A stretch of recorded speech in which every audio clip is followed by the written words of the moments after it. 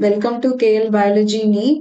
இன்னைக்கு ஒரு நாள் ஒரு நீட் கேள்வியில நம்ம என்ன பார்க்க போறோம்னா, பின்வருவனவற்றை பொருத்தி சரியான விருப்பத்தை குறிக்கவும். நெடுவரிசை 1, 2 ஸ்டர்னம் அப்படின்னா உங்களுக்கு தெரியும். அது மார்பக எலும்பு. அது தட்டையாக இருக்கும் அப்படின்போது 1 நமக்கு எங்க இருக்கு? 4ல இருக்கு விடை.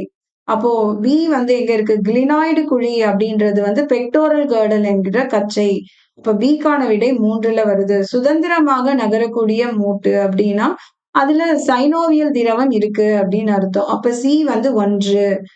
குருத்தெலும்பு மூட்டு அப்படின்பது